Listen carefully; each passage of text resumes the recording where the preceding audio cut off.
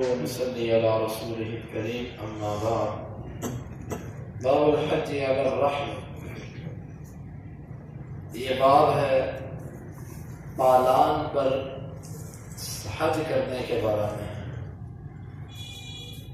وقال ابان، اور ابان کہتے ہیں کہ ہمیں بیان کیا مالک بن دینار نے قاسم بن محمد سے وعائشہ رضی اللہ عنہا سے ان نبی صلی اللہ علیہ وسلم بعث معها اخاها عبد الرحمن، نبی صلی اللہ علیہ وسلم نے ان کے ساتھ ان کے بھائی عبد الرحمن کو بھیجا. فاعمرها من التنعیم، آپ نے ان کو عمرہ کروایا تنعیم سے. وحملها على قطب، اور ان کو سوار کیا لکڑی پر، یعنی لکڑی کے پیچھے. وقال عمر رضی اللہ عنہ، اور عمر رضی اللہ عنہ نے کہا شد الرحال فی الحج فإنه احل الجہادین، تم اپنے پالان کس لو جہاد میں، حج میں یہ دو جہادوں میں سے ایک ہے. اس بات کا مطلب یہ ہے کہ جب کوئی حج کرنے کے لیے جائے تو وہ مناسب سواری اور اس کے اوپر مناسب پالان اس لکڑی کے بنے ہوئے گدی کو کہتے ہیں کہ جو لکڑی کی بنی ہوتی ہے اونٹ کے اوپر رکھی جاتی ہے اور اوپر کمبل وغیرہ ڈالے ہوتے ہیں، اس چیز کو پالان کہتے ہیں. مناسب سواری ہو اور مناسب قسم کا پالان ہو، اس کے اوپر انسان حج کرنے کے لیے جائے.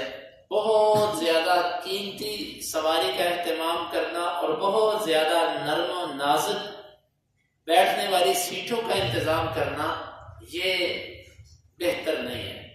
جواز تو ہے لیکن یہ بہتر نہیں ہے. نبی صلی اللہ علیہ وسلم نے کیوں نہیں کیا؟ اور ویسے بھی اصول یہ ہے کہ جس عبادت کے اندر مشقت زیادہ ہو اللہ رب العزت کے ہاں اجر اس میں زیادہ ملتا ہے، کیونکہ رسول اللہ صلی اللہ علیہ وسلم نے فرمایا ان عظم الجزاء مع عظم البلاء، بڑے اجر بڑی مصیبتوں کے ساتھ ملا کرتے ہیں، آسانی سے نہیں ملتے. جو بندہ جس کی زندگی میں تکالیف مشکلات دین کے معاملات میں زیادہ ہوں اس بندے کا اجر زیادہ ہوتا ہے، اور جس بندے کے لیے تکالیف مشکلات کم ہوں اس کا اجر بھی اتنا کم ہوتا ہے.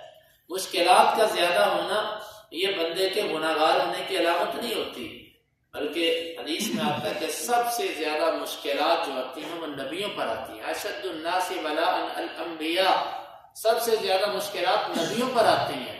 تو یہ حدیث واضح کرتی ہے کہ مشکلات کا آنا انسان کے گناہگار ہونے کی علامت نہیں ہے، بلکہ اللہ تعالیٰ بعض دفعہ اپنے قریب کرنے کے لیے انسان کو مسلسل پریشانیوں میں مبتلا کرتے ہیں کہ یہ اور میرے قریب ہو جائے اور قریب ہو جائے. تو یہ حدیث امام بخاری رحمہ اللہ نے باب اس لیے باندھا ہے کہ پالان پر حج کرنے جانا.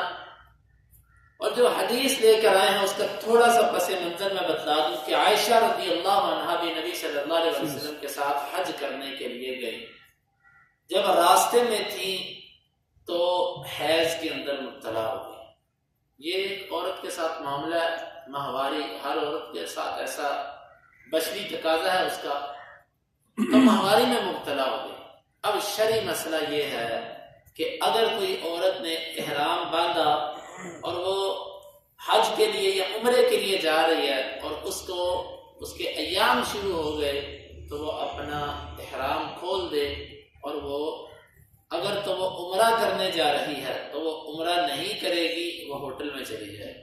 جب اس کے دن ختم ہو، ماہواری ختم ہو اس کے بعد وہ احرام باندھ کے پھر دوبارہ عمرہ کر سکتی ہے. لیکن اگر وہ حج کرنے جا رہی ہے تو حج کے اندر سب سے پہلے جو کیا جاتا ہے وہ طواف قدوم ہوتا ہے، جاتے سار جو طواف کیا جاتا ہے. لیکن اگر کوئی عورت حیض میں مبتلا ہو گئی تو وہ طواف قدوم نہیں کرے گی، وہ سیدھا میدان عرفات میں جائے گی، مزدلفہ میں جائے گی، مینا میں جائے گی، باقی سارا کام کرے گی. افعلی ما یفعل الحاج غیر اللہ تطوفی بالبیت، نبی صلی اللہ علیہ وسلم نے ان سے کہا تھا کہ تو سارے کام کر حاجیوں والے جو حاجی کریں گے، صرف تو نے بیت اللہ کا طواف نہیں کرنا.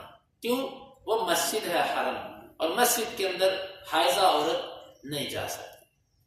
آپ نے طواف کے علاوہ سارے کام کا حکم دیا، اور نبی صلی اللہ علیہ وسلم نے جب ان کو اتنی دیر میں یہ پاک ہو گئی، جب حج ان کا طواف ارکان سارے پورے ہوئے، تو بعد میں نبی صلی اللہ علیہ وسلم نے طواف وداع بھی سارے معاملات ہوئے، تو عائشہ رضی اللہ عنہ کہنے لگی کہ اللہ کے رسول صلی اللہ علیہ وسلم آپ سب لوگوں نے جب حج کے لیے آئے تھے تو پہلے عمرہ کیا، بعد میں حج کیا، میں عمرہ نہیں کر سکی چونکہ عمرہ ہوتا ہے بیت اللہ کے اندر، تو میں بیت اللہ کے اندر نہیں جا سکتی تھی، حیض کے اندر تھی، آپ مجھے عمرہ بھی کروائیں۔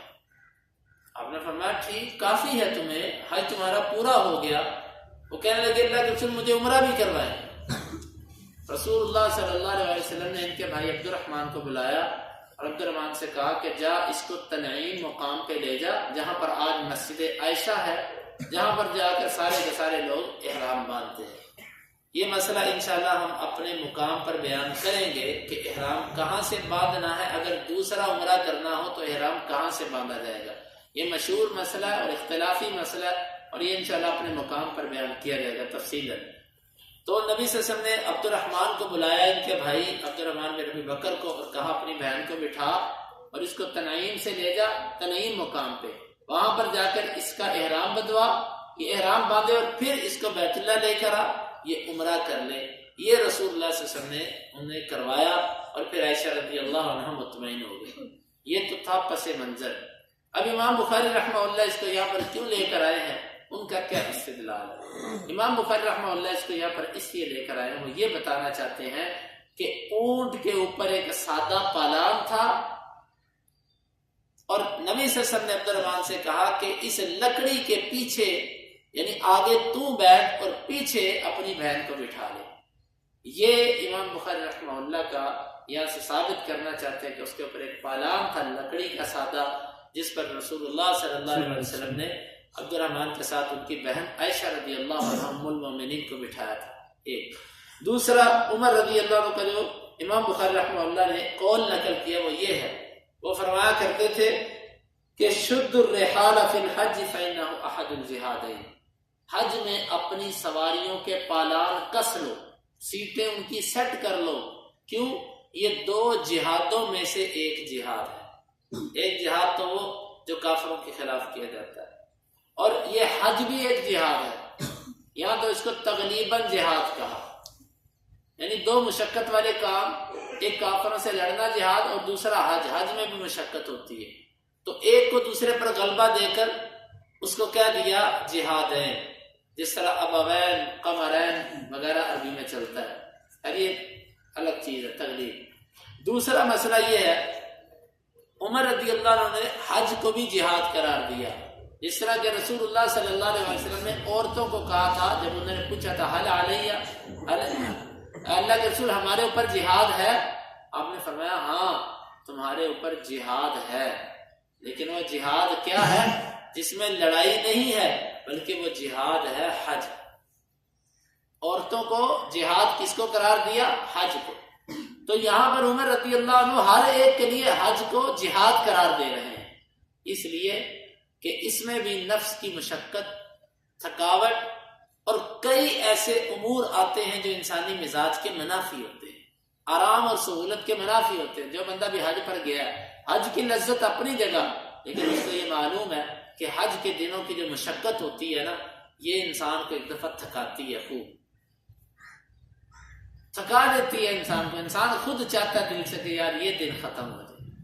مسلسل 8 ذوالحجہ سے لے کر 13 ذوالحجہ تک جو انسان مسلسل سفر میں رہتا ہے نا، راتیں بھی میدانوں کے اندر، کھلے میدانوں میں نیندیں کہاں آتی ہیں انسان کو، تو انسان یہی تھک اتنا جاتا ہے کہ وہ یہ چاہتا ہے کہ یار جلدی جلدی یہ دن پورے ہوں بس۔ تو یہ اس کو جہاد قرار دیا گیا ہے۔ تو فرمایا کہ تم ان جہادوں کے لیے، حج کے لیے اپنے پالان باندھ لو، یہ دو جہادوں میں سے، گویا کہ حج بھی ایک جہاد ہے، اس میں مال بھی خرچ ہوتا ہے اور اس میں انسان کا بدن بھی مشقت کے اندر آتا ہے۔ تو یہاں سے امام بخاری اس کو اس لیے لے کر آئے ہیں کہ عمر رضی اللہ عنہ کہا پالان کس لو، یعنی کہ اشارہ اس بات کی طرف ہے کہ پالان اپنی سواری پر رکھا جائے گا اور مناسب رکھا جائے گا۔ اور آگے یہ حدیث دو لے کر آئے ہیں. امام بخاری کہتے ہیں ہمیں بیان کیا محمد بن ابی بکر نے، اور وہ مقدمی ہیں.